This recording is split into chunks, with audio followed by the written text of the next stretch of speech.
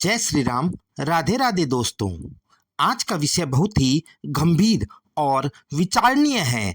आखिर दुनिया में युद्ध जैसे हालात क्यों बनते जा रहे हैं?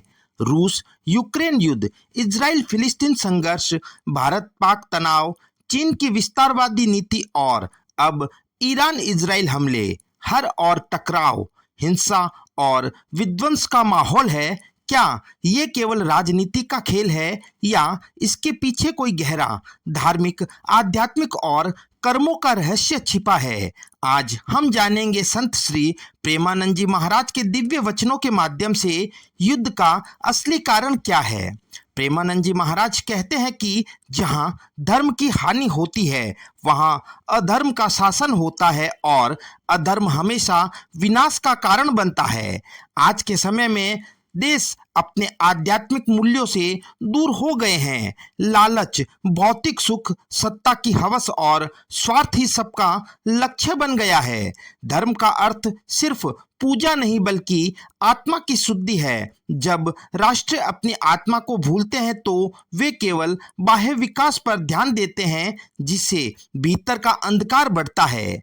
महाराज जी बताते हैं कि जैसे एक व्यक्ति अपने पापों का फल भोगता है, वैसे ही जब पूरी की पूरी कौम, देश या समूह पाप में लिप्त हो जाता है तो उसका सामूहिक परिणाम होता है प्राकृतिक आपदा, महामारी, युद्ध या दैवीय प्रकोप। युद्ध कोई एक राजा या नेता की गलती नहीं होती, ये पूरे समाज की चेतना का पतन दर्शाता है। अगर किसी देश में हत्या, व्यभिचार, चोरी, भ्रष्टाचार, पशुवध और अधार्मिकता बढ़ जाए तो वहां दैवीय शक्तियां रुष्ट हो जाती है और वहां विनाश निश्चित हो जाता है।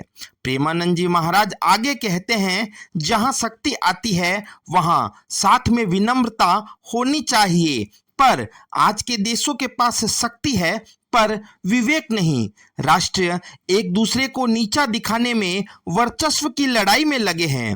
परमाणु बम, रॉकेट, फाइटर जेट, ये सब शक्ति का प्रतीक जरूर है, पर अगर इनके पीछे अधर्म है तो वही शक्ति विनाश का कारण बनती है। श्री कृष्ण ने गीता में कहा है, जब जब धर्म की हानि होती है और अधर्म का उदय होता है तब मैं स्वयं प्रकट होता हूँ। युद्ध की स्थिति यही दिखाती है कि अब अधर्म अपने चरम पर है। महाराज जी के अनुसार जब तक आत्मा की भूख नहीं मरेगी तब तक युद्ध खत्म नहीं होंगे। लोग धन से पेट भर सकते हैं पर आत्मा की भूख शांति, प्रेम, करुणा, सत्य और धर्म से ही शांत होती है।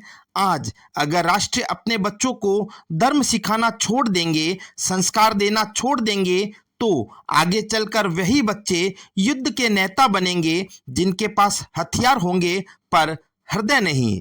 लोग सोचते हैं कि युद्ध समस्या का हल है, पर प्रेमानंद जी महाराज बताते हैं, युद्ध किसी भी समस्या का अंत नहीं बल्कि नई पीढ़ियों के लिए दुखों की शुरुआत है। जहां युद्ध होता है वहां पीड़ा, यतीम बच्चे, विधवा स्त्रियां, भूख, बीमारी और मानसिक तनाव जन्म लेते हैं और वो पीड़ा कई पीढ़ियों तक चलती है।